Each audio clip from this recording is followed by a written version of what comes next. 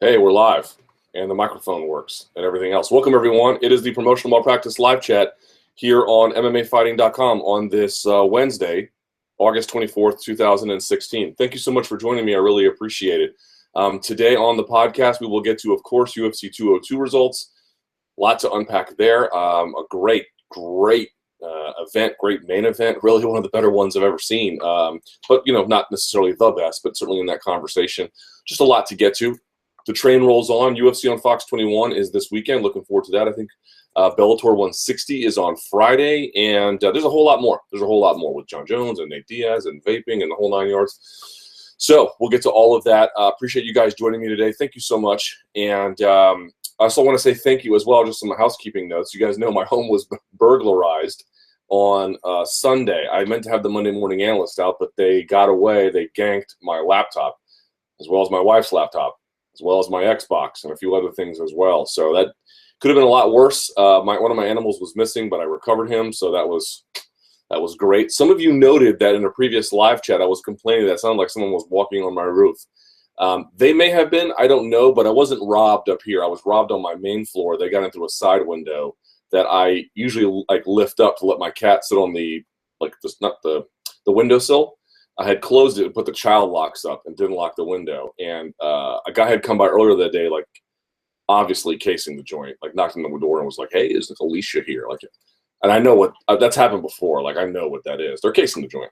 So I told him get off the property, and he did. I kind of followed him out and made eye contact with him, I see you, And I'm not a small presence at the door, but I hadn't walked my dogs all day, and stupidly I walked in an hour and a half later. And they got me. But a lot of you guys sent a kind note, and I appreciate it. So I don't know if it was the guys walking on the roof. I don't even know who it was, the guys walking on the roof. Maybe it was squirrels or something, but they got through one of my side windows. But ADT came yesterday and installed a bunch of stuff. So hopefully we should be good. And now the windows are locked. I'm an idiot. What can you do? Okay. With that out of the way, a couple of other housekeeping notes. I'm trying to think. There was something else. That's probably it. Okay. So normally what we do is comments that turn green, but not my image is not showing up, just default. I'm not sure what to say. Here. That. I don't know. I'm going to keep going. I don't know what's up with the image. Let me see here. Apparently there's an image problem with this. Let's see. Let's see if we can figure this out. I apologize for any kind of technical errors. I don't know what's happening exactly. Let's see. Oh, no, it works. Okay. I don't know what's happening. All right. Okay. Now I'm good. All right. Sorry about that. So before we go to the first comment, let's actually react to some of the breaking news. So my colleague, Ariel Helwani, has reported that Rory MacDonald is either close to or just about to sign with Bellator MMA. We just put this article up if you haven't seen it. Here's what it says. Very short article. One of the best welterweights in the world is headed to Bellator. Rory MacDonald is close to finalizing a new fight contract with Bellator MMA Fighting has learned. MacDonald's management team was informed Tuesday night by the UFC that they were not able to match the terms of a contract offered by Bellator. While MacDonald has yet to put pen to paper, that is a formality at this point, sources say. So much so that UFC has already removed him from their official welterweight rankings. And I believe, if I'm not mistaken, that Ariel has also confirmed that UFC is just not going to be matching their offer. So, and further, I think Flow Combat has reported that it's already done. So you get the idea. One way or another, Rory MacDonald is headed to Bellator MMA.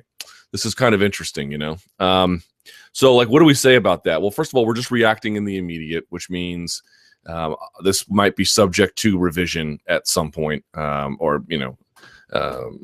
we have to be careful what this sort of means in a longer term context. But in terms of immediate reactions, I guess we can say is this is, certainly a very big signing for Bellator, right? This is a guy that I saw some people on Twitter being like, well, Benson was a bigger signing because he was a previous champion. That's true. But all of the guys they have got and, what do you want to say, poached from UFC have all been guys who have gone up, not necessarily on the way down, but sort of tasted maybe the highlight of their career.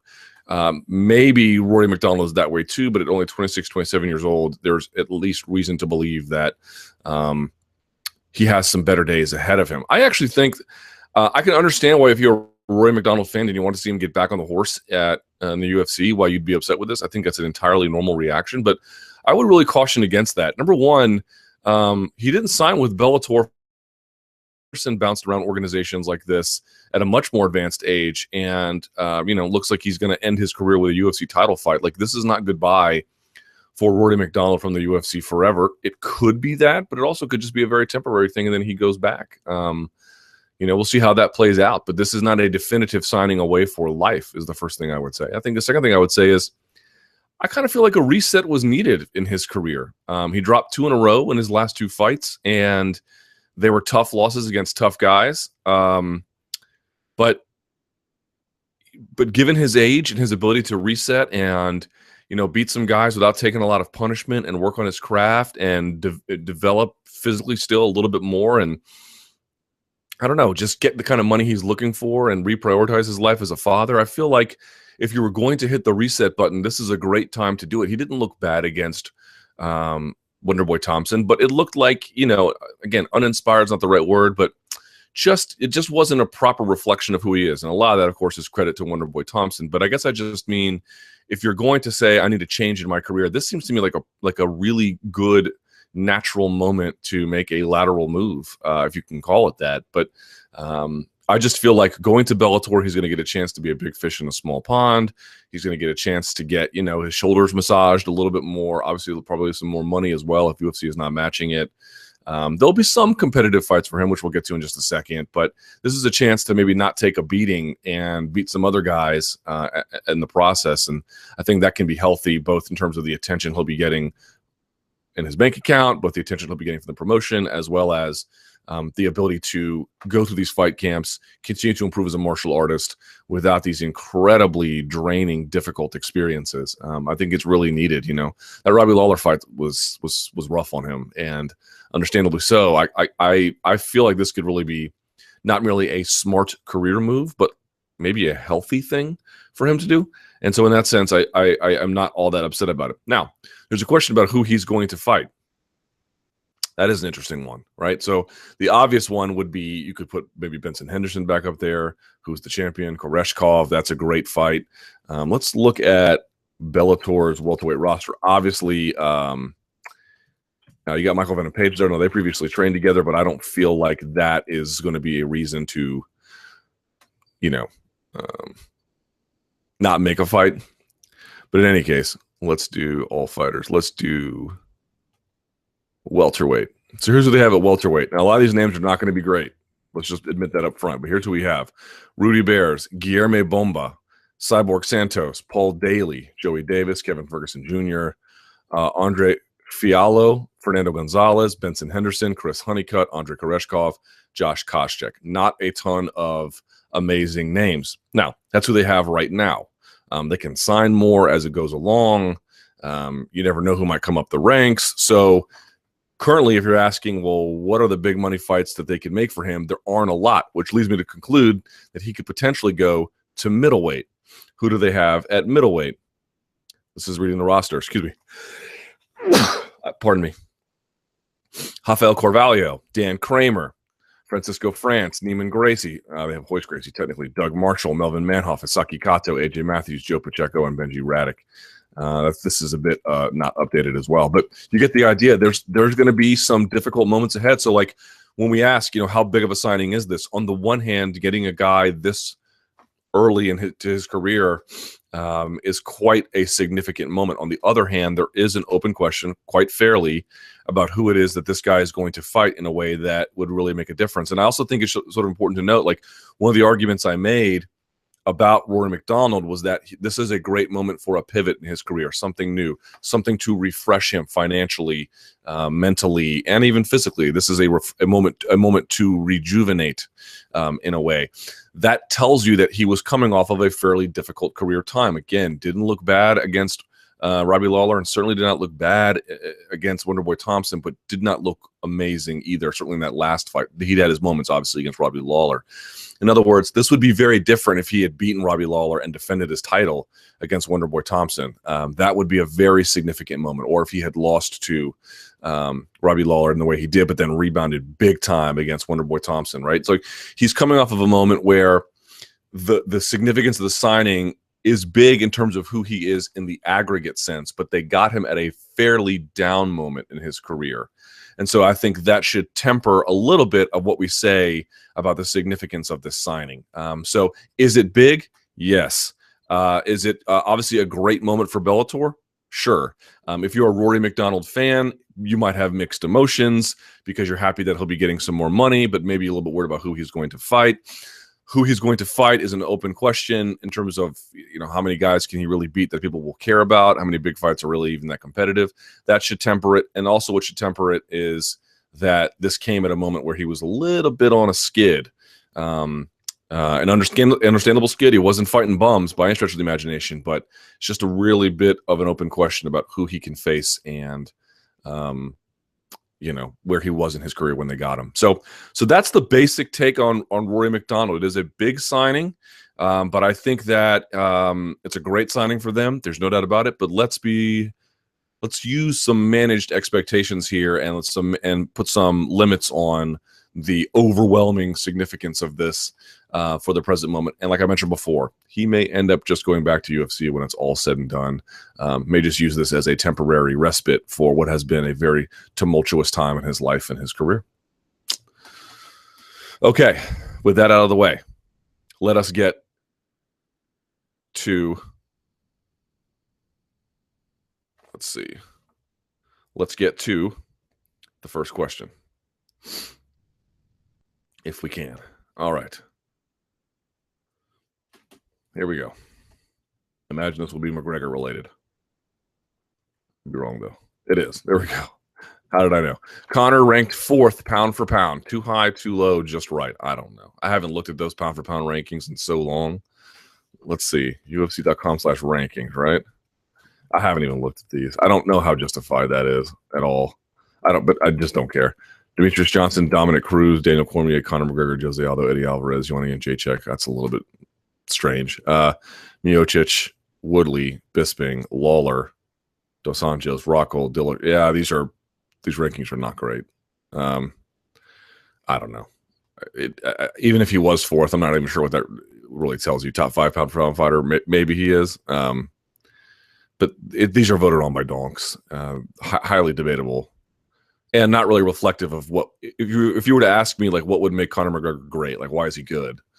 I wouldn't point to the fact that he is ranked 4th pound for pound. That doesn't seem to be very explanatory, right? To have an official top 15 pound for pound is silly, and it's impossible to rank. That's what this person says.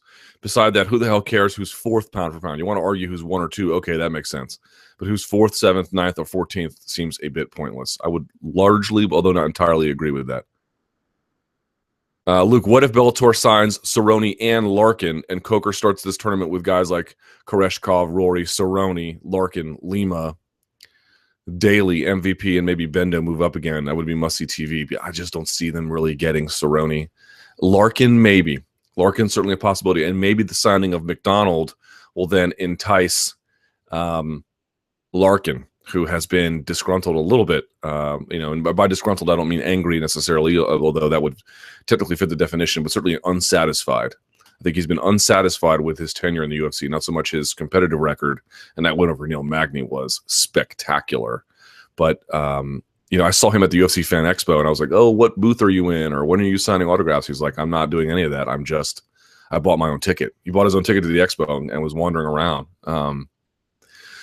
I think he feels like I could be more if I would get more of a push. This goes back to that debate about, look, the UFC is pretty good about identifying natural talent that they can groom and push, but they're not perfect at it. No organization is. Some cases are easier to identify than others. And maybe Larkin is overestimating whether he should be pushed or not, but nevertheless, it at least raises the debate about how good is the UFC at identifying internally really good fighters who could be more if they were given a bit more.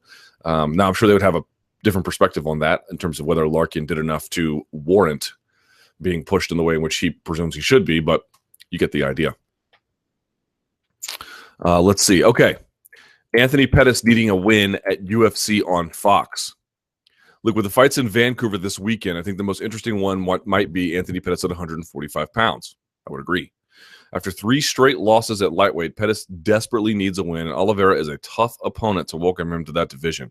Is Anthony Pettis' future contingent on a win this weekend? I mean, if you lose 3 in a row, then you drop a weight class and you lose another one, that puts you in a very difficult and compromised position, to put it mildly. Is it possible that the UFC cuts Pettis if he is defeated on Saturday? I don't know what they're going to do with him. I doubt it. They didn't cut Dan Hardy. What I think they would do is, in the event that Pettis loses, which I don't think is a remote possibility necessarily, unlikely but not remote, they would just, I think they would keep him. They would give him a break, and they would give him very winnable fights. They would go almost the Coker route, where, you know, look what happened to Mike Chandler after he dropped, 3 in a row. They gave him fights he could win, you know, and I think this is what I'm talking about with Rory MacDonald, this moment of refreshment and replenishment. I think that's what's going to happen with him. They're going to give him fights he can win, and he's going to go through, start knuckling down fools, and people are going to be all hyped up about him again. That's what I would imagine would happen. They just don't think they would cut Pettis, because if they cut Pettis, then Coker would do that. Coker would give him fights he could win in 2 different weight classes. And I don't think that that's a position they necessarily want to be in, but they might, you know, you never know. One last point about Rory, and I'm going to stitch this together for a single video.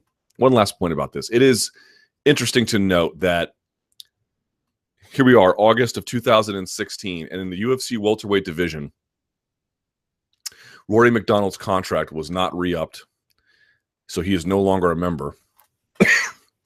CM Punk is also a welterweight and is a member, and certainly comes at a greater cost up front anyway, in terms of what you pay him to compete. It's kind of it's a very revelatory example of their priority. Now, it would be grossly unfair to say that is an example of their preferences generally. I think we can all agree that whatever your views on CM Punk, this is largely aberrant in terms of the business norms. However, it may be aberrant, but it is nevertheless instructive that whatever your feelings about the sport, and certainly I have my own, and you have yours as well, it is unusual and eyebrow-raising, it should be, that even whatever box office gains that Mr.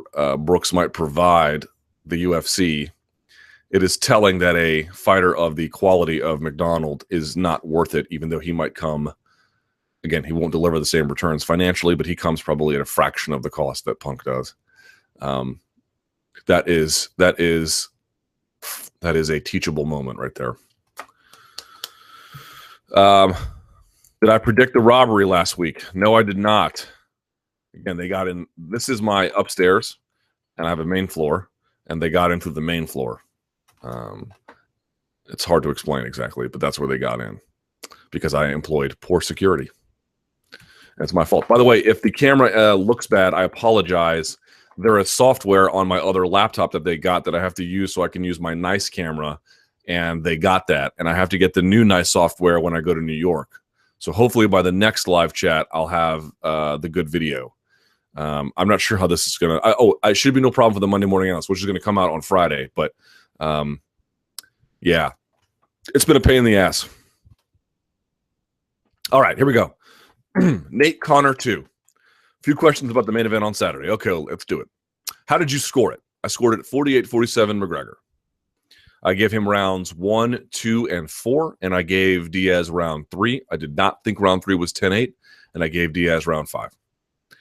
To me, it looked pretty clear, like 48-47 to McGregor. I had him winning rounds 1, 2, and 4. There we go. Nate taking rounds 3 and 5. Exactly.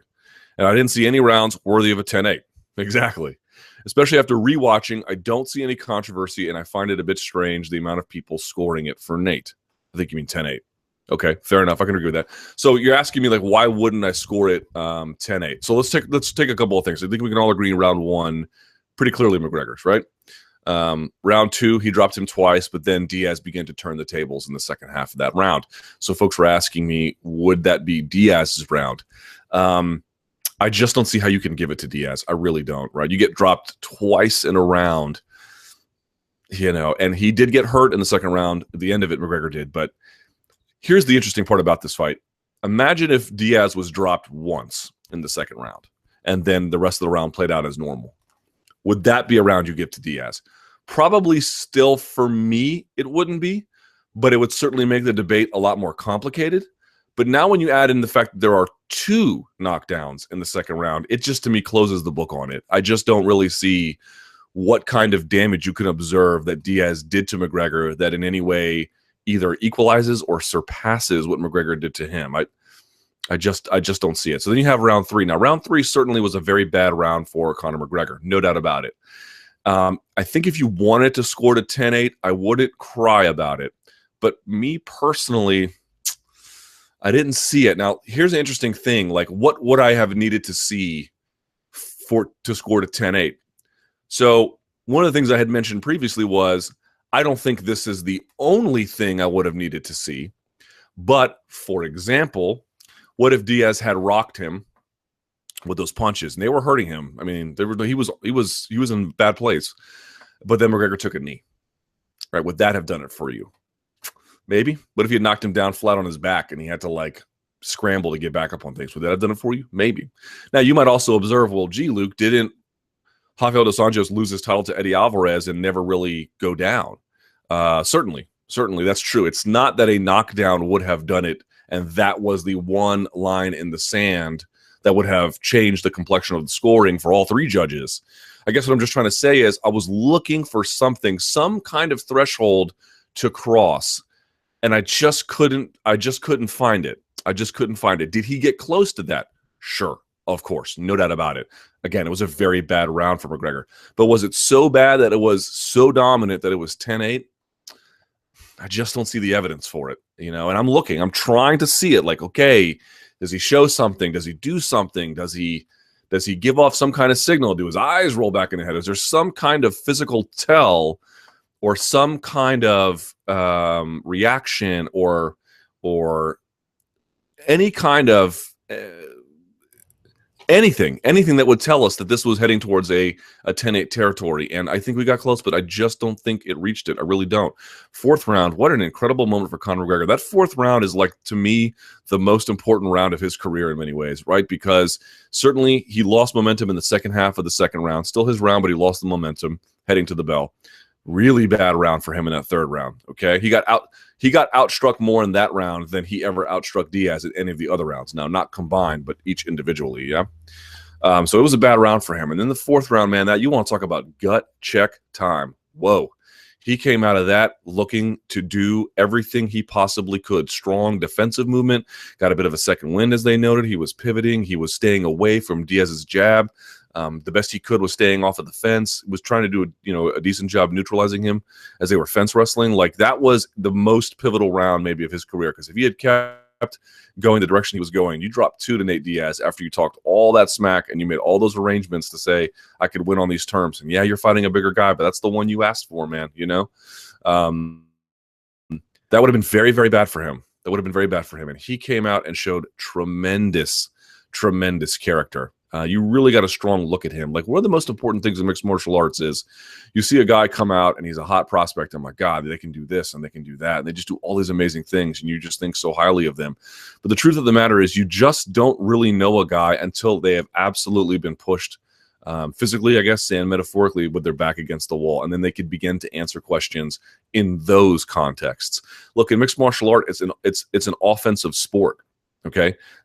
It's easier, in my judgment, to score meaningful offense than it is to be defensively sound. It's why, knockouts are prevalent. And there's obviously, of course, other ways to score offense with jiu-jitsu and even wrestling. And you get the idea. For me, how do I say this exactly? McGregor coming out in that 4th round and, just showing the wherewithal to be defensively sound, right? To have his head in the game and to push himself to his physical limits, and then to begin to answer questions when his offense isn't doing the trick anymore. That's big, man. That's big. Now, I don't think he walks out of that evaluation with an A++ in every category.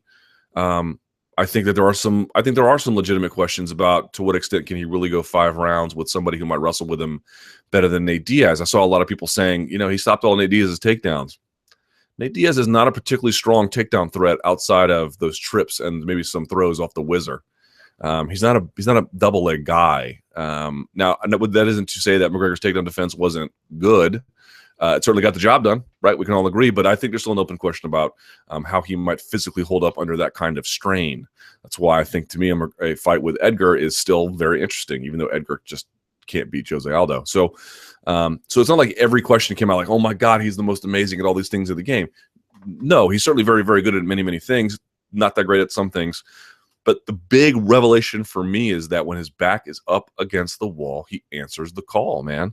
That's not a small and insignificant thing. That was the first time in his life he had been to the 4th round. And that had to be, and he didn't go into the 4th round cruising. He was heading into the 4th round on a bad beat, and he turned it around. That is very commendable. That is very, very commendable. What did you make of the adjustments McGregor made for this fight? Introducing leg kicks, sticking to smarter game plan, improved takedown defense against the cage. His boxing looked much improved after all the sparring with tall southpaws in this game. I thought he looked impressive after a focused fight camp and fighting with a strategy. And while he faded a bit in round 3, he faded a lot in round 3. I was also impressed with how he found his second win and showed a lot of heart to come out and win that 4th round. Completely agree. Which was crucial. In hindsight, it looked like he left a little in the gas tank for the championship rounds, which again was smart. Totally agree. But I still think there's an open question of if someone is grinding on him, how will he look towards the end? I think that is not, I'm not declaring that he has a weakness there. I am wondering if that is a reasonable line of inquiry to examine looking forward, right? If he faces a guy in a 5-round fight who can avoid his best punches, not that Diaz did, I'm just giving you an example, and they can get him against the fence, grind on him with wrestling, maybe get some takedowns, maybe he gets back up, right? But if it gets to that 4th round, what does he look like then? I'm wondering. I don't know. In terms of the adjustments, the leg kicks was a no-brainer. It's how many guys have beaten Diaz that way? This is always the interesting part about rematches, and I think one of the credits that McGregor should get, I saw some people saying, look at the things you mentioned, introducing leg kicks, smarter game plan, improved takedown defense against the cage. 2 things I want to mention. Number 1, folks are like, why didn't he follow Diaz to the ground? I found this to be a very curious critique of his. That was one of the smarter things that he did in the whole fight. It's just impossible to explain unless you felt it. But if you go into somebody's guard who's a really good guard player, if you get into that, you just feel helpless. I don't know how else to explain it. It's not the same as being under mount, right? Because that's this really emergency situation. But when you're in someone's guard and they have a very good guard or the ability to sweep from guard, right? Like they can do things from that position.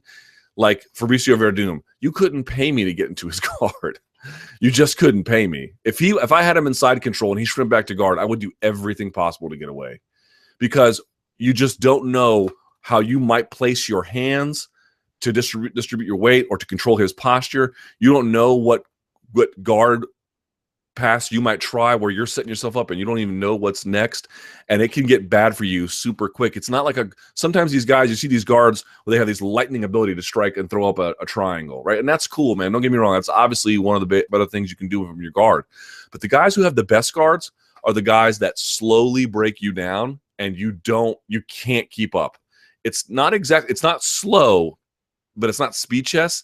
It's just you do something, then you do another, then you do another, then you do another. And by that 4th one, you are in a bad place. Now you can't get back to where you want to go. You're just hanging on.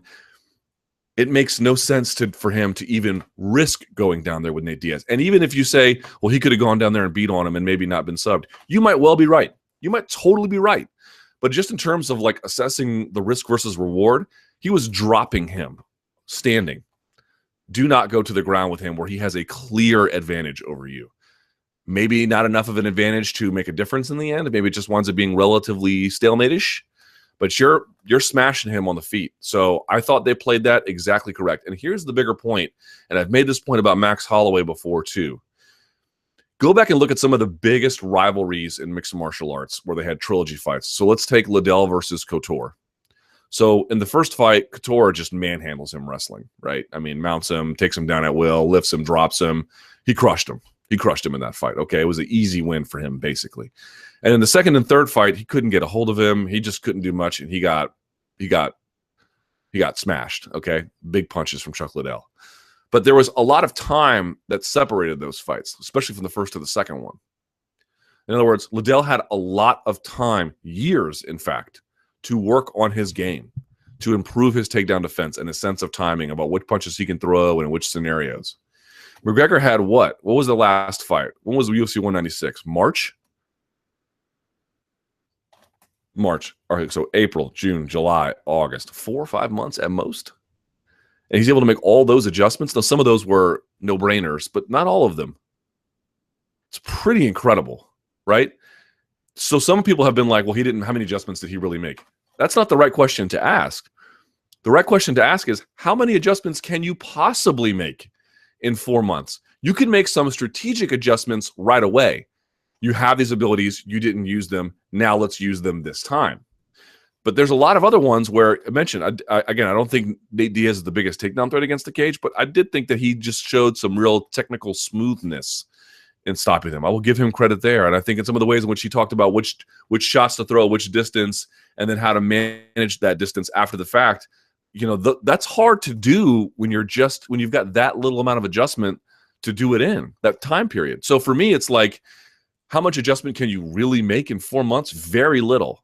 But the one who has the more space to adjust might be the one who wins. And I think that's what you saw. Nate Diaz kind of fought like Nate Diaz in the first one and kind of fought like Nate Diaz in the second one. Now, we'll see what happens to him in the third one. But the guy who's got more ground to cover in terms of the available changes is the one who's likely to win. That was Conor McGregor, I suppose, in the end here. But in any case, I think if you want to say, oh, well, how many adjustments did he – I'm not you, this person asking this question, but if you're watching this and you're saying, well, how many adjustments did he really make? That's not the right question, man. How many can you possibly make? And that's why you should have appreciation for people like Max Holloway. Max Holloway doesn't just make changes between fights. That fool makes changes between rounds. That dude makes changes between minutes, okay? An incredible ability to adjust. Adjustment in mixed martial arts, whether it is between trilogy fights, whether it is between fights themselves, whether it is between rounds, or whether it is between minutes, is not an obvious, easy thing to do. And the guys who can do it on narrow timelines, they are special ones. They're special ones. Let's see. What's next for both fighters? Personally, I don't want to see a trilogy fight just yet. So maybe it's Aldo or Alvarez next for McGregor. Nate says he's not returning until he fights Conor again, but I suppose he's made so much money this year he can wait it out. So I think first of all, this person is notorious PIG. This was a great comment you put. I really want to thank you for that. Great, smart, observant. We agree on a lot here. So what should be next? I think to your point, Nate Diaz is just going to say, I'm out until whatever. And that's fine, right? You made a bunch of cash, took some bad, beatings in this fight. So no problem with him taking some time off, right? It seems fine. And again, he's sort of more of a known, developed commodity. In the case of McGregor, it's interesting. So what are his options? His options are trilogy fight, but I think while people want to see that, they don't want to see it right away, and I'm with them. I don't want to see it right away either. It's 145 Aldo. It's 155 Alvarez. I think there's some other possibilities. What if they do a GSP fight? That'd be kind of interesting, right? And while before I didn't take the McGregor-Mayweather stuff seriously, I wonder if he might seriously pursue it this time, not with any hopes of it working, but in the hopes of drawing out concessions from the UFC. I wonder if he might even just try it. Folks have said that maybe if he can find a way to get a commission to grant him a boxing license, that then he would be entitled to federal protections. Now, that the UFC in their clause claims they can be his sole promoter even for boxing fights, so I'm not sure exactly how that would work. The court would seem to have to adjudicate it.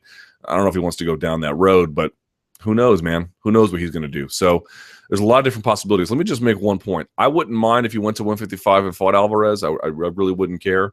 I had Eddie Alvarez on my show on Monday. He seemed to think that was not likely to happen, but would welcome the opportunity.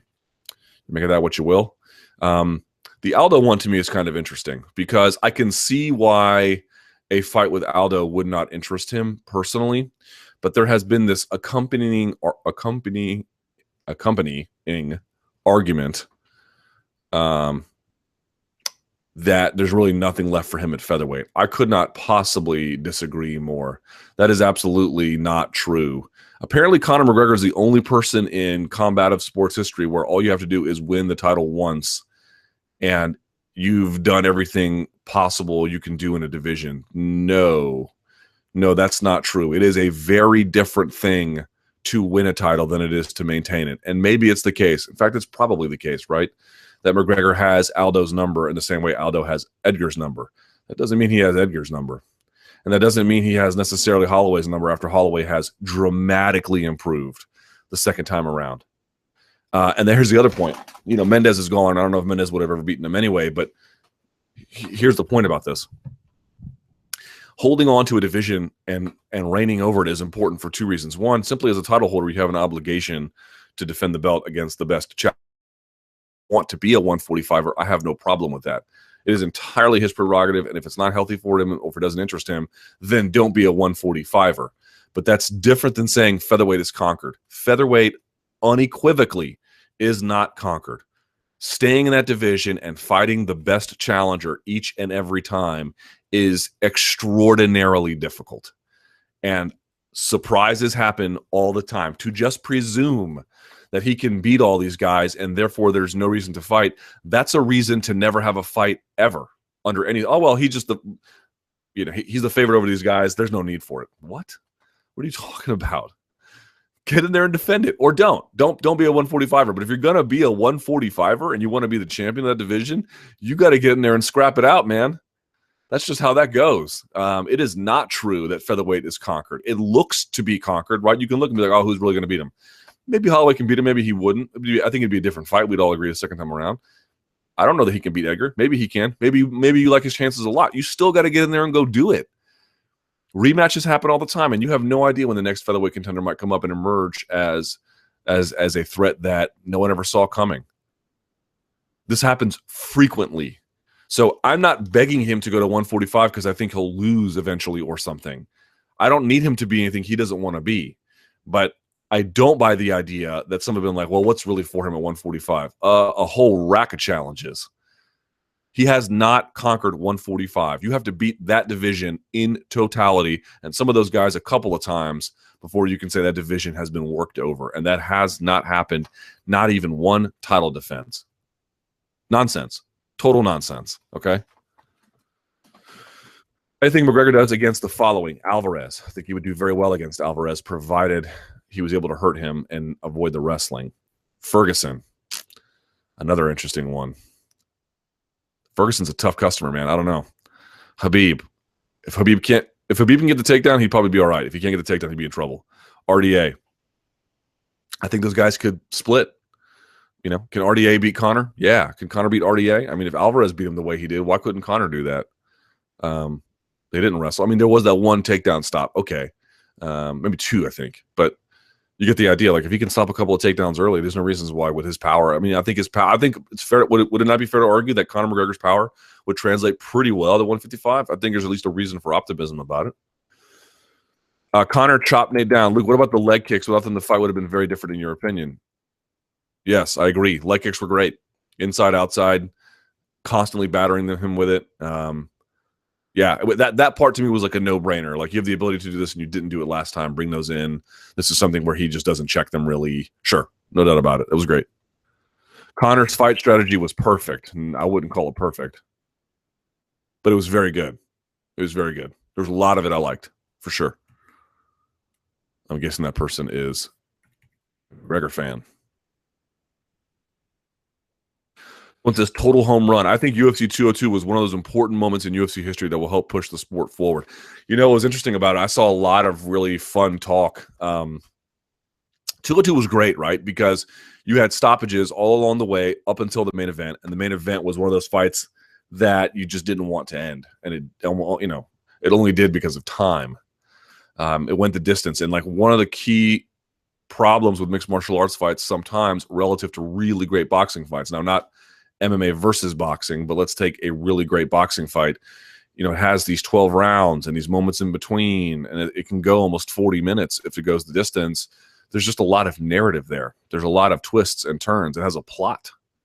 And I think what you saw with this one was that it had a plot. Finally, there was a plot to it. Like it had the same thing. It had changes in momentum and a story to tell. And by the time it was done, it was character revealing. And it felt like you learned a lot about both guys, especially about Conor. I thought you learned a lot about it. And because there's more to learn, there's just a lot we don't know actually. I think these wrestle boxers at 155, I am not in any way declaring that they're going to beat him, but I am curious to see, how he looks against them. It's important, right? Like those kinds of enduring challenges he hasn't faced yet. Not in the same way.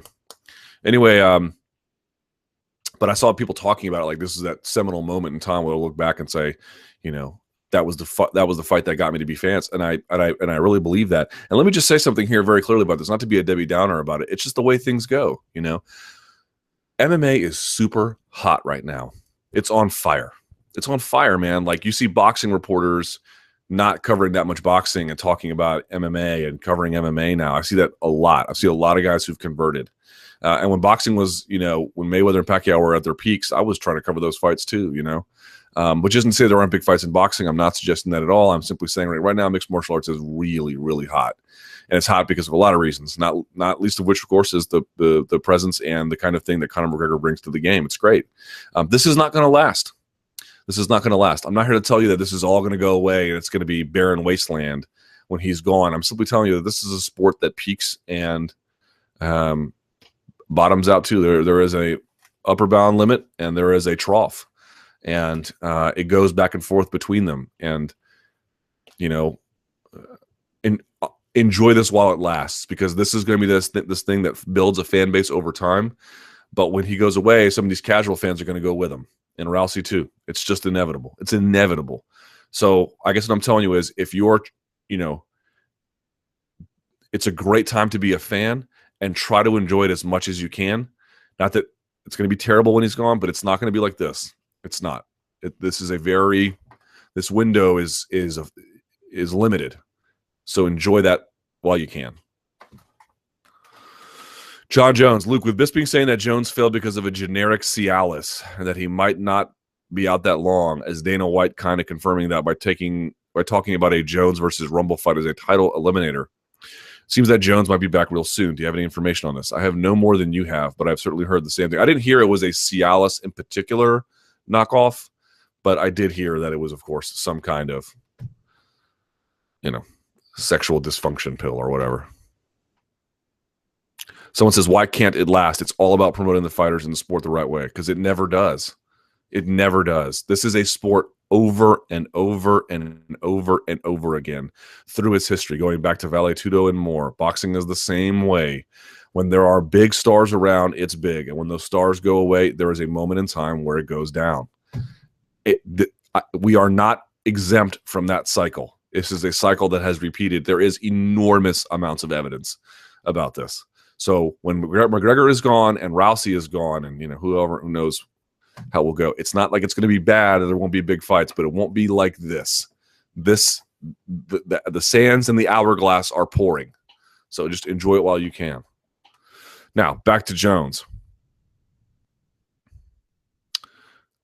Is Daniel injured or something? It doesn't make sense that they would wait to have him fight. I don't know. I don't think Jones, or I don't think Daniel's injured.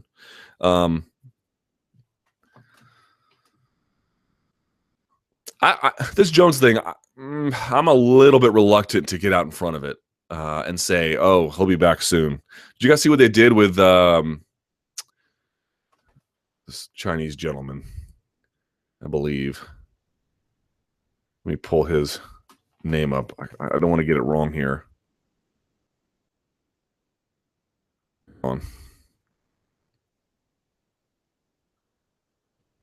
It is Li Jianlang.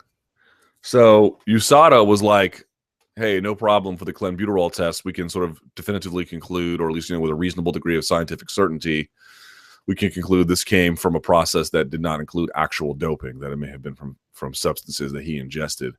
And then the Nevada Athletic Commission comes out and says, nah, no, not true. So here's the article. USADA will not be provisionally suspending him because it is still investigating the cause of the positive test in Jianglang's native China.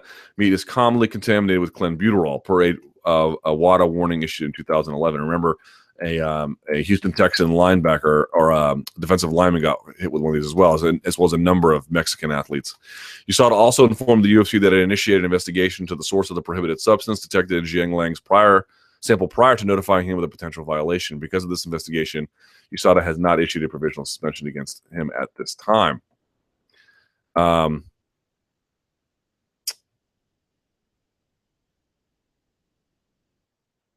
we go.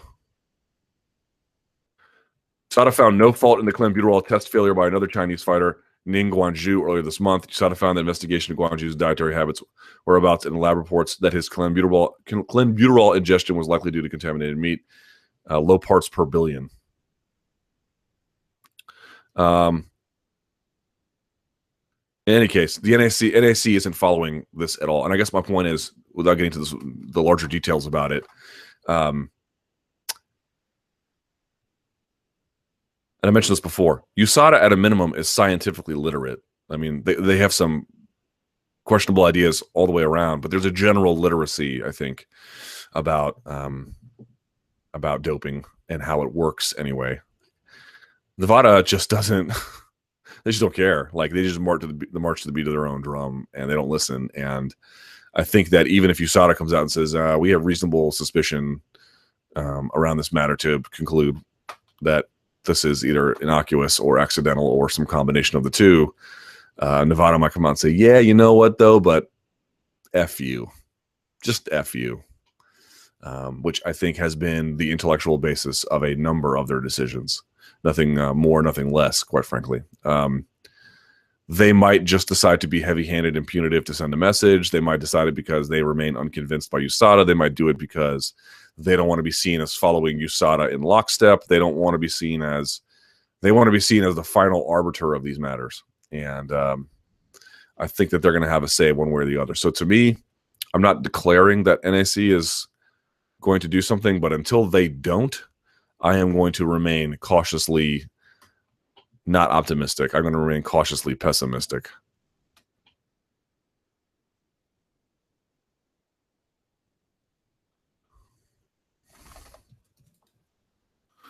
Now, let's see here.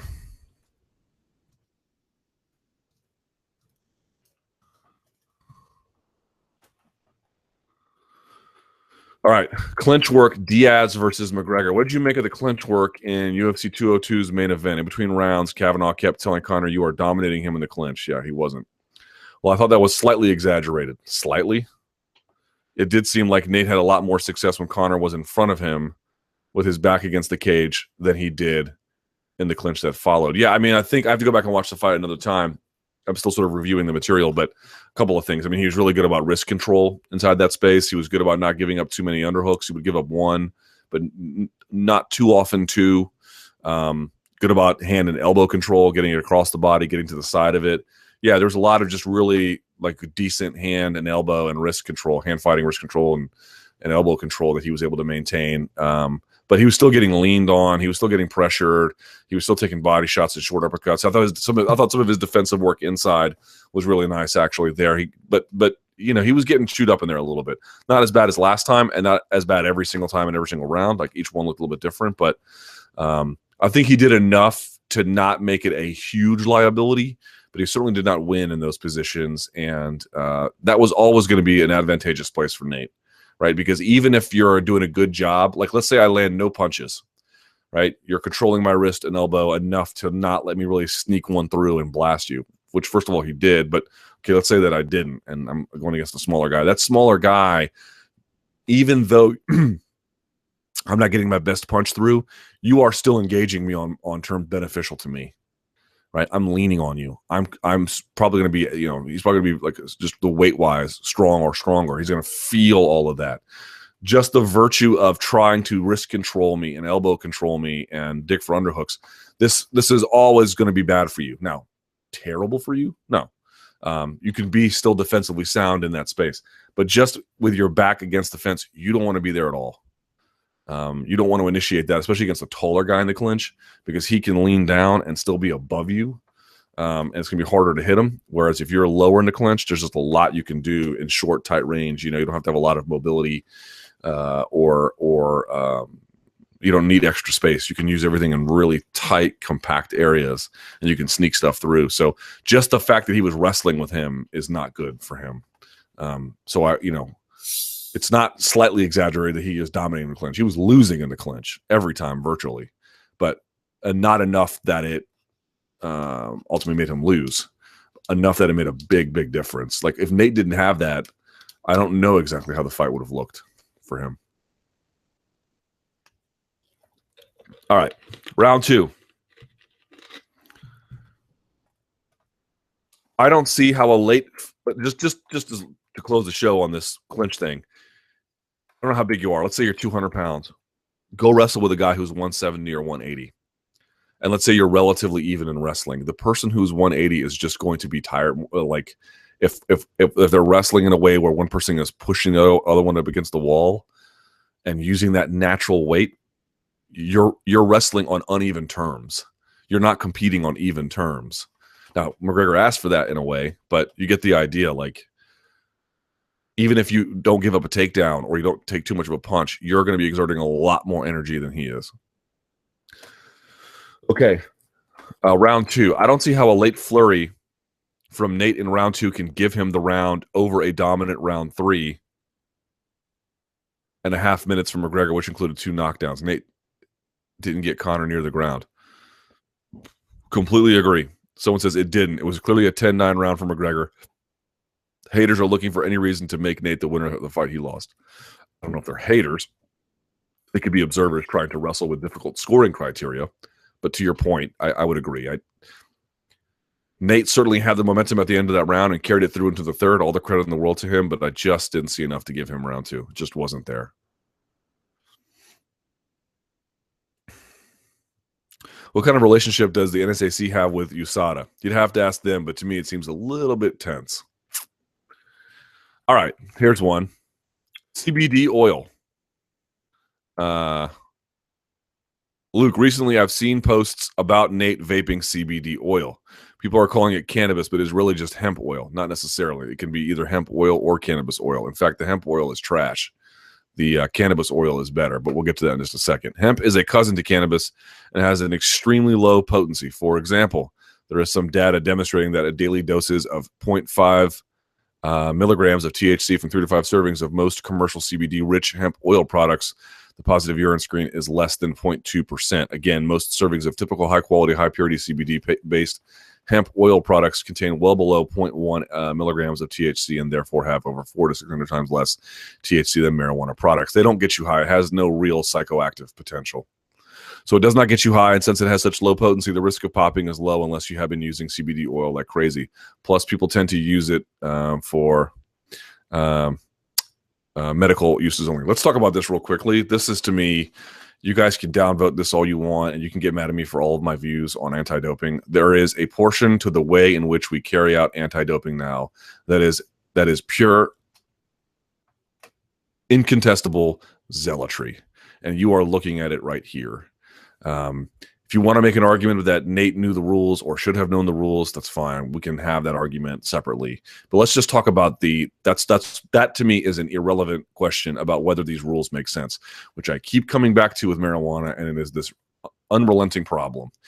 CBD oil, even if it comes from cannabis, doesn't carry psychoactive properties, at least not in any kind of real way. It's not designed to get you high. It has medicinal purposes, not least of which, especially in the immediate context, if you take it right away or something, right? It can be anti-inflammatory. It can help with seizures. It can help with anxiety. It can do all kinds of things, not in any kind of sort of deeply pharmaceutical way, but there is at least some kind of medicine. There is enough research done even by Big Pharma, to substantiate a number of these claims, but it does not have psychoactive properties. He wasn't up there, if that's in fact what he was using, and getting high. Now, maybe he wasn't. Maybe he was actually smoking something with THC in it. I don't know. Even then, the debate to me wouldn't change. But let's say, in fact, it was CBD oil, where it doesn't have these psychoactive properties, okay? And he's up there vaping after taking 25 minutes of abuse.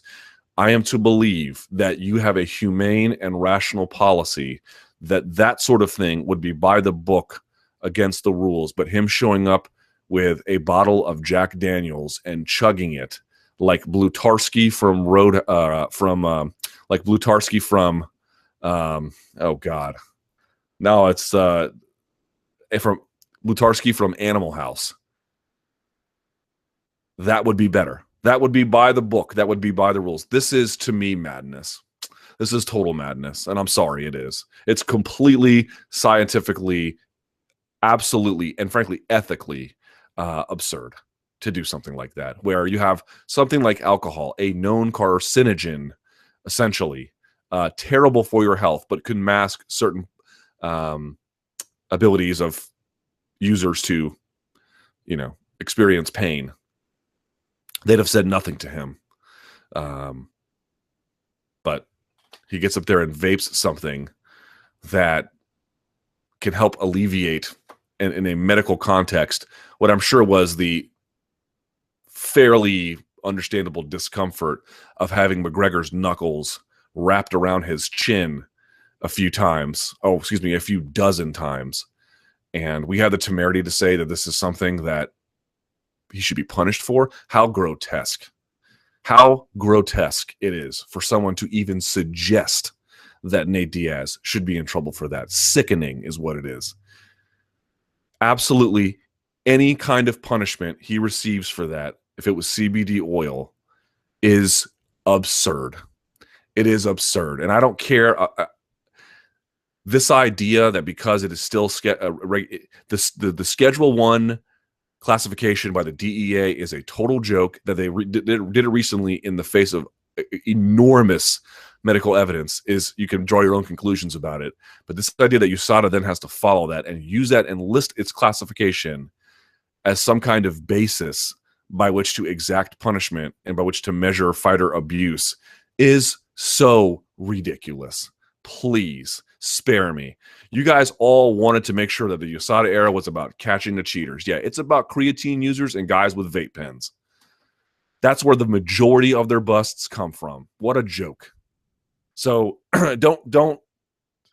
It is unconscionable that Nate Diaz would try to relieve some of the fairly significant pain symptoms he was feeling by vaping CBD oil. And this might be a potential road by which he gets some kind of punishment in his career. It makes me sick. It makes me absolutely sick. Now, maybe USADA in the end won't do anything. Great. That they even looked into it makes me sick. And if they have the nerve to punish him for that, that just tells you everything about this. It is that there are some things that they do, I'm sure we will all agree on, but there is a key portion of what they do that is just zealotry. It's just zealotry. And if you think it extends only to marijuana, it is not me who is confused about this.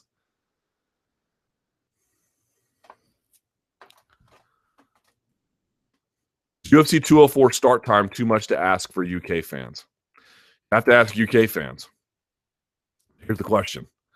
Hey, Luke, I would like to know what your thoughts are on the UFC 204 main card in England starting at 3 a.m. local time. When the card was officially announced, there were a lot of comments on Facebook from fans who would like to go but would not due to the impracticality of the start time, e.g., public transport not being available at these early hours. Is this a mistake by the UFC by having the card at this time, or is the UFC brand just being strong enough to sell at the card no matter what? Also, how do you think it will affect the fighters competing at this time? I've heard these similar concerns when they went to that show in Sweden. And I want to say they had a late show once in Montreal, but I can't be too sure about it. Okay. Trying to pull this up here. I don't have the information.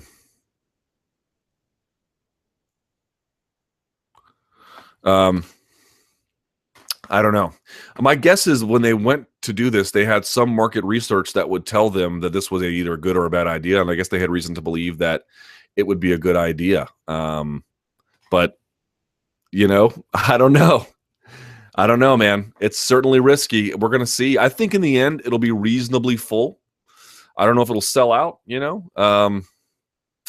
I do feel bad for UK fans, man. I really, really do. I really do.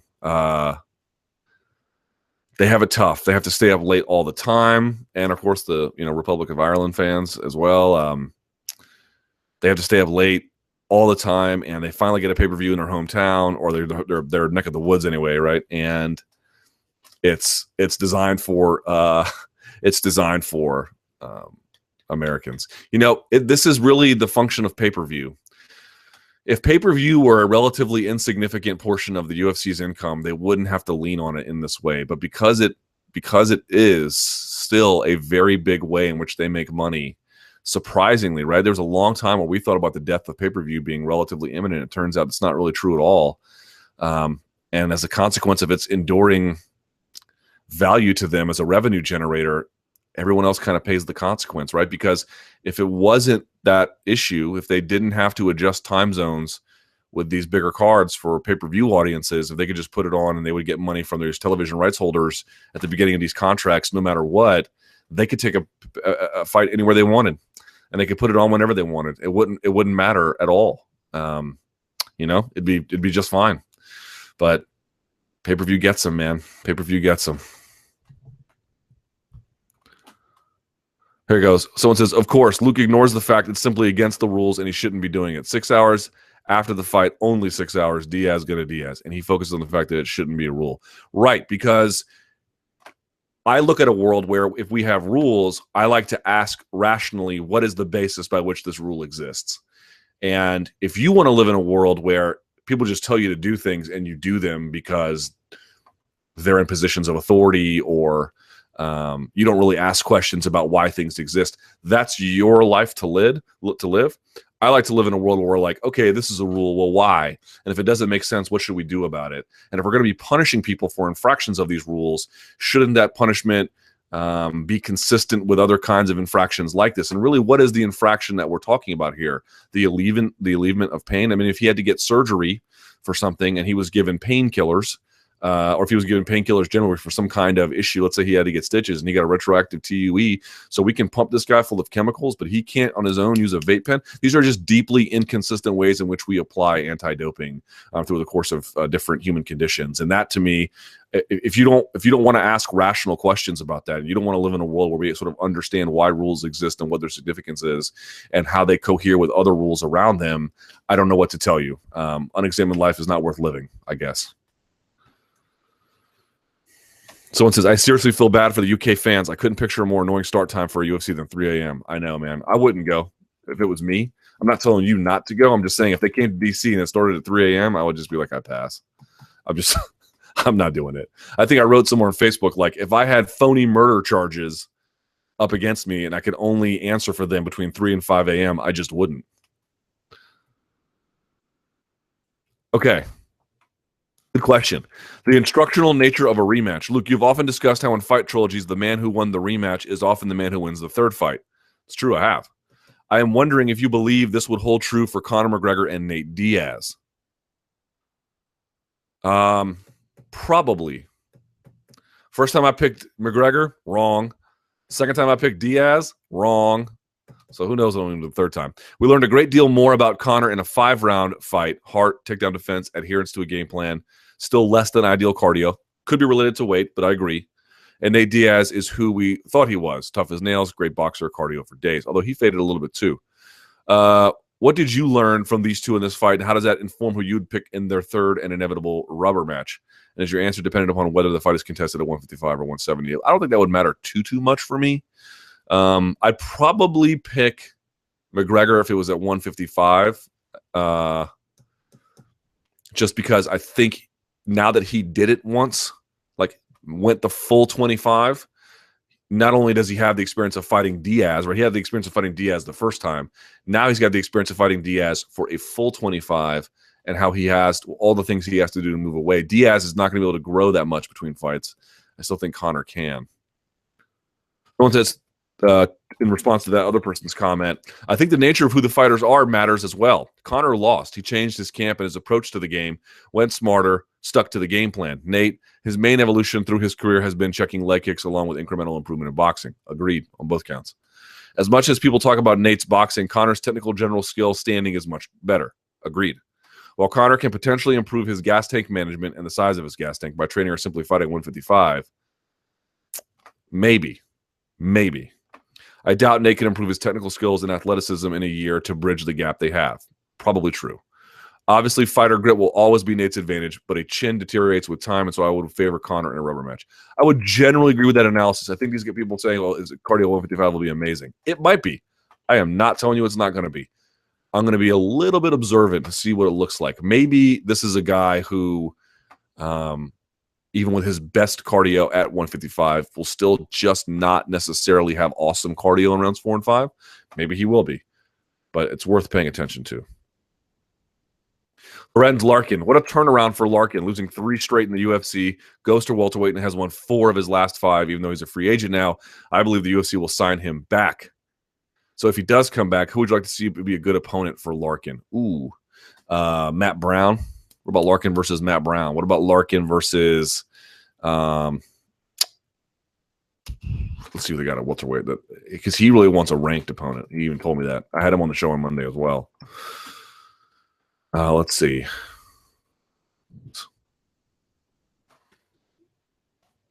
He would like. I like the Matt Brown one only because of the different. I mean, that'd be a tough fight for Brown, but tough fight for both guys really. Tumanov he already lost to. You got Ellenberger, Cerrone out there. Cerrone would be a sick fight, wouldn't it? Cerrone versus Lorenz Larkin. Wouldn't love that. Tarek Safadine, Matt Brown, Gunnar Nelson, Dong Kong Kim, Rick Story. Any of those, man. Any of those. He already beat Neil Magny. Neil Magny is ranked 6th, and above him is Gastelum, Condit, Maia, and Thompson. I don't know when these rankings are updated, but I'm not sure why Lorenz isn't on them. He's literally not on the list. I don't know. Can't ask questions about these rankings anymore. All right. Condit Maia. How do you see this fight going down? You've often praised Condit's active guard, but will it be tough to get back to his feet? I reckon he will need to because of Condit's tendency to get out of position after kicks, punching combinations. I suspect it will hit the ground more than once. Yeah, people are really excited about this fight, and I guess that I am too. But I wonder if it might be anticlimactic, right? You guys know what this is going to come down to. There is no way Demian Maia is going to kickbox with him. Not going to happen. He's going to try to take him down, and he's going to try and get to mount or his back. That's what he's going to try to do, and probably to the back end where he can work from there. The question is, can Carlos Condit stop him? I don't think Carlos Condit can stop the takedown if he tries to wrestle with him. I think he will lose, and I think if he tries to grapple with him on the ground, unless he can find a way to get back up pretty easily, he's going to have a hard time. Matt Brown, I think, is a better defensive wrestler than Carlos Condit, and you saw what happened there. So it's a tough fight for him. Is he going to be able to catch him coming in? Maybe. Maybe he can pump the jab and stay out of the way. Maybe. But it's a tough fight for Carlos Condit. It's a very, very tough fight. But it's a big reward. You beat Demian Maia, man, you're right back at the top. Carlos Condit would be right there knocking on the door of a title shot. Not guaranteeing one, but, right in that space. In the mix, as it were, if he wins. So it's a tough fight for him. He can beat anyone in that division on his best day, but I think he's going to need to have his best day to do it. Just Demian Maia is so smothering. But you guys know how the sport is. Crazy stuff happens all the time. It makes no sense. So maybe expect that. All right, let's do some true false. UFC 202 probably sold around 1.6 to 1.9 million pay-per-view buys. Our own Dave Meltzer says it's too early to tell. I know Darren Rovell is reporting it's the 3rd biggest. I'm not sure how he knows that yet, but you get the idea. McGregor is more likely to fight Alvarez for the lightweight title than to defend his featherweight title against Aldo. I think so. Diaz versus McGregor 2 is a better fight of the year candidate than Lawler versus Condit. Ooh. Probably not, but I can see opinions varying on that one. Anthony Rumble Johnson has the most pound-for-pound power than any other fighter in their respective division. No, John Lineker. But Rumble, I mean, Jesus, just dislodging teeth, not dislodging them, punting them into outer space. Cowboy will challenge for the welterweight title if he continues to fight at 170. Dana White seemed non-committal about it, but the way he looks, man, I don't think that's so crazy. Cody Garbrandt should fight a couple more ranked contenders before fighting someone like Dominic Cruz. I think a lot of people feel that way, right? I think a lot of people feel like Garbrandt's on the come up, no doubt about it. He's looking amazing. Starches Mizugaki after just blasting through Almeida. But to the point I raised earlier, someone eventually is going to put it on him. How does he look like in those circumstances? Can he really gut through it? He's not going to be able to knock out everyone. Eventually, someone will not get knocked out. What happens then? I can understand if that's your argument. I would not challenge it. I really wouldn't.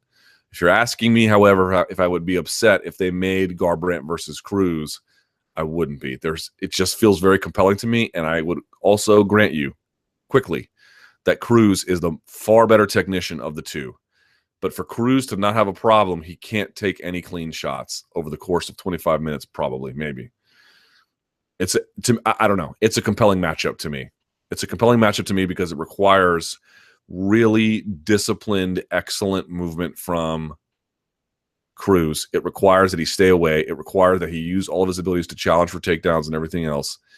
And it doesn't ask necessarily the same of Garbrandt, but it could expose Garbrandt's weaknesses in interesting ways, or Garbrandt's power could just sort of, like, rather than trying to play Cruz at his duck and dodge game, you just barrel over him with raw power. That seems to me like a very interesting idea as well. So I wouldn't argue that he needs to for meritocracy's sake, but I guess I just wouldn't be terribly upset if they made it. Lorenz Larkin has the hardest leg kicks at welterweight. Cerrone's got some hard ones too, but maybe. Maia will control the first few rounds, but will be finished by Condit after he gasses in the championship rounds. Maybe. I think that's reasonable. If Carlos Condit can hang on, Carlos Condit's always had good cardio, you know. Anthony Pettis will return to championship form by knocking out Charles Oliveira on Saturday. Championship form, I don't know, but I do expect him to look relatively good. It is amazing to watch Kyle Snyder become the youngest American wrestler to win a gold medal. This dude is an Olympic champion, a world champion, and a NCAA Division I champion at a weight class above where he normally competes, and he can't even legally buy a beer. I mean, if you've never felt like a loser, now's your chance. Now is your chance. All right, it's 2:15. Let's go to the Twitter machine if we can. You can get at me at SBN Luke Thomas. You can use the hashtag chat rappers to do that. By the way, did LP Bay's dad die? I think so. Haricho. Valderrama. All right, will Conor ever face someone with a better chin than Nate at 145, 155? Maybe not, but maybe he won't face someone who takes as many punches either. You know? Someone says, much respect on your views on cannabis. CBD definitely helps out a lot, and for USADA to most likely find him is ridiculous. I don't know what they're going to do. They better do nothing. Most would agree Ronda Rousey needed a break, but at what point does the length of that break become damaging? I mean, she only lost – what was UFC? I don't think the break's been that long. I just confirmed that. I think, what was it, March?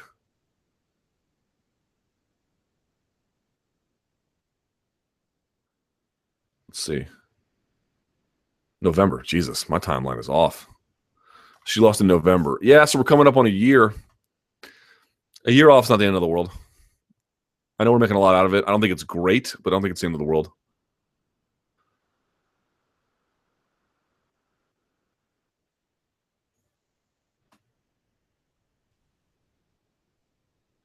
Someone says, you can say all you want about CM Punk, but at least he's got more balls than you. You didn't have the guts to fight MMA. You just talk. That's correct. I definitely don't think it's a good idea to go compete in MMA personally, but I'm not mad at his MMA journey. I wouldn't be saying a word if he was going to Bellator or a regional show or some other way working his way up. This may be difficult for some to accept. I don't understand, but there's a common standard of excellence where the best should fight in the best organization. He has no fights whatsoever. He has no real claim to be there. The idea that he sells tickets to me is absolutely not an argument at all. It is utterly immaterial. So, like, as a martial artist, you have to respect what he's doing. As a guy who is using his celebrity to get to the front of the line, I do not. And he is doing both. What you got against May, Luke? What did May ever do to you? I don't know what that means. I must have gotten some date wrong.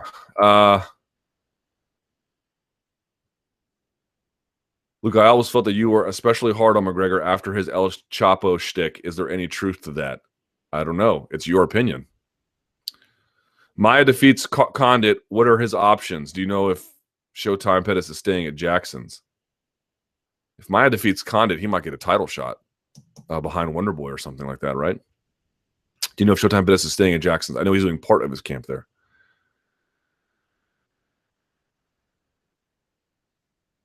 Someone says, if round 3 was a 10-8, talking about McGregor versus Diaz, then round 1 was definitely a 10-8. McGregor landed in round 3 a lot, actually. Rewatch without sound. It's a fair point. I wouldn't argue it.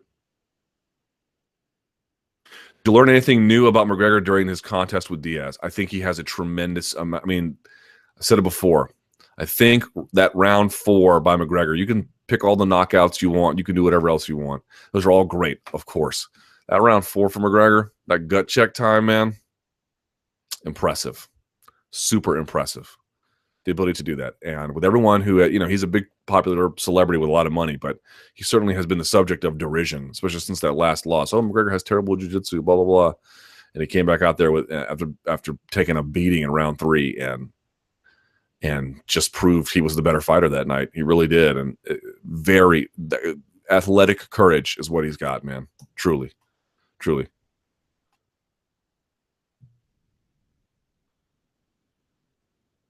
What about Rory moving to Bellator? Any possible matchup for his debut? Don't know. Let's see. Netflix and UFC. On Unfiltered, Dana hinted that there is a big Netflix announcement. Any inside info? Could be related to the,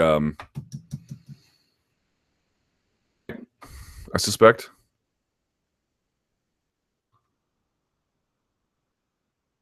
What are the chances that Rory becomes champion in a couple of divisions in Bellator? Not bad. You look at the roster, I don't think it's all that crazy.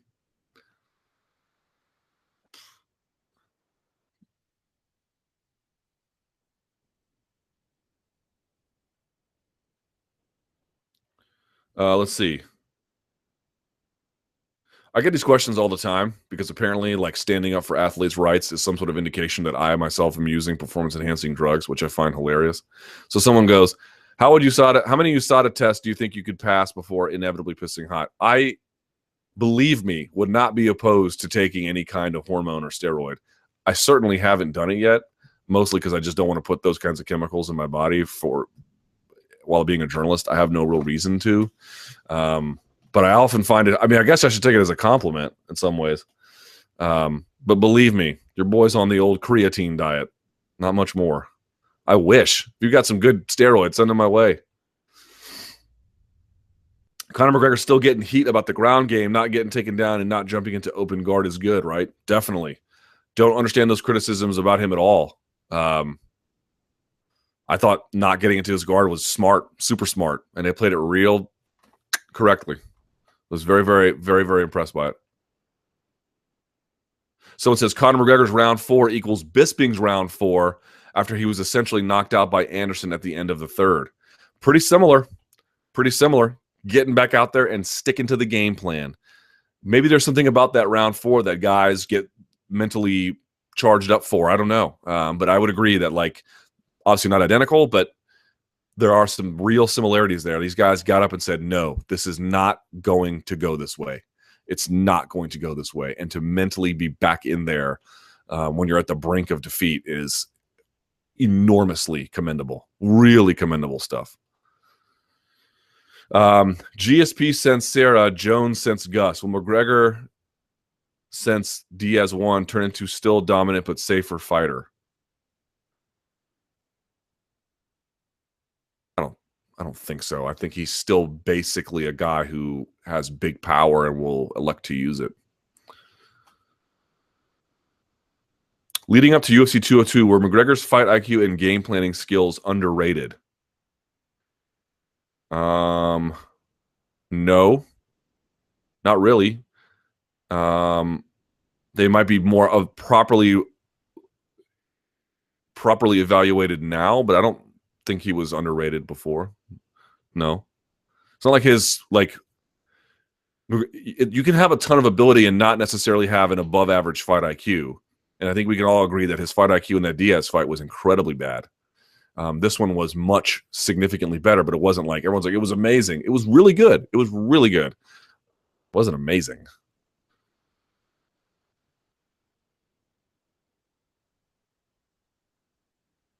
Do you think Rogan is told by Dana on what he can and can't talk about on his podcast? No, I don't think so.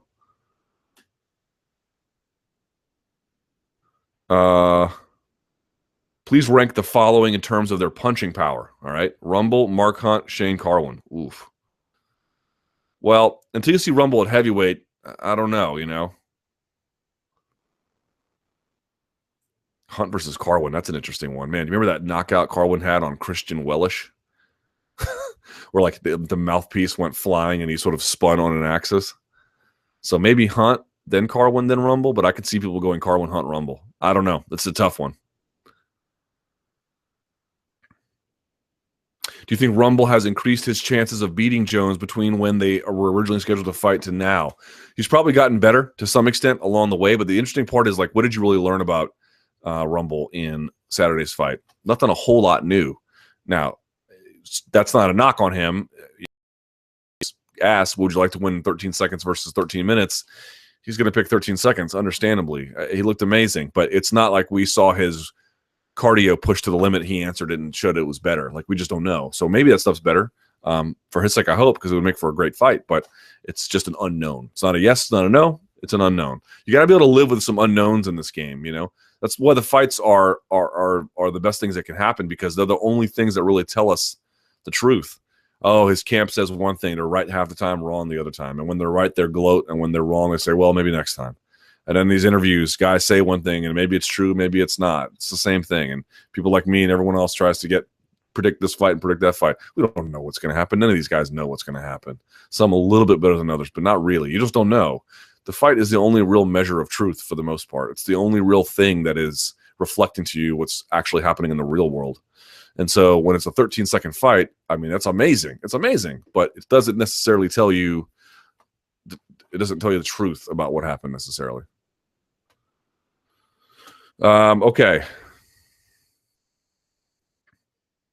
Do you think the cardio improvements from McGregor were significant, or was it more just a case of managing his energy wisely? It's definitely a case of managing his energy wisely, but we still need to see him at 155 because that's a better reflection of what his cardio is going to look like. I think we can all agree his cardio was much better this time. It was not amazing this time. He did not have Frankie Edgar cardio.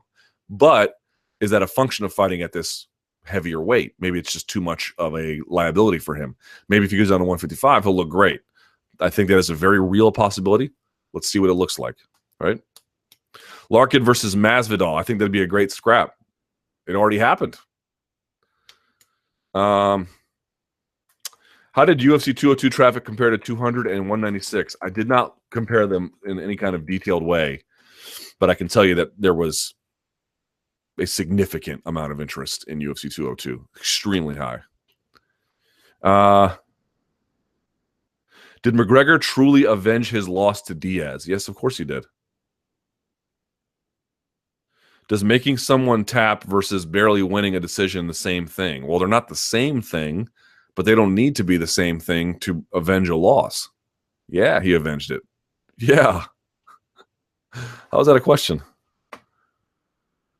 What did you make of Joe Rogan's commentary for the main event? So that's a funny question. I saw a lot of people getting really upset at his commentary after the fact. What is this? Oh, no.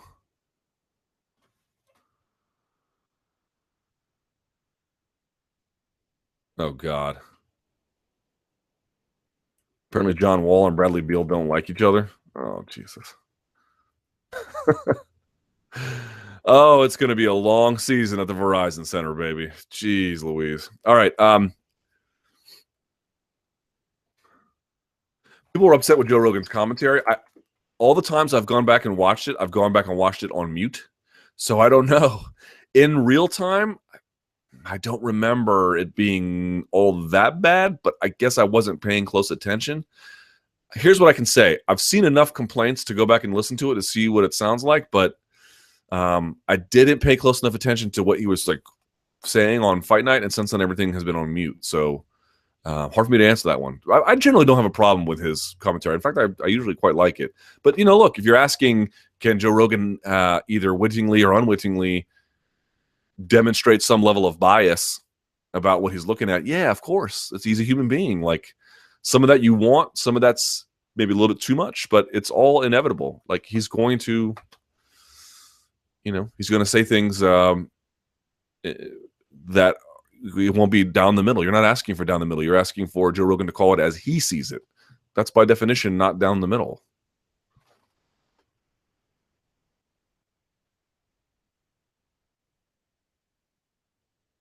Okay. Let's see if there's any more of these and we'll go back.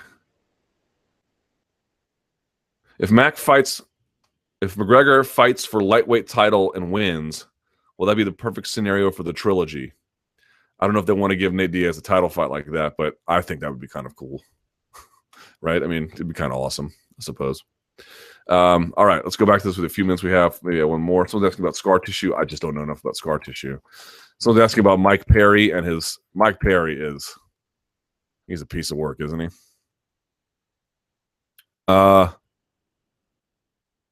More about round 2.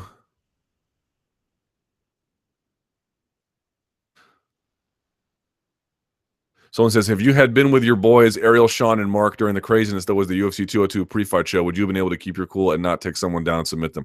Yeah, I don't like strangers touching me. I would have had to knuckle up some of those fools. Don't. If we see you in person, I'll shake your hand. That's fine. Don't touch my back. Right.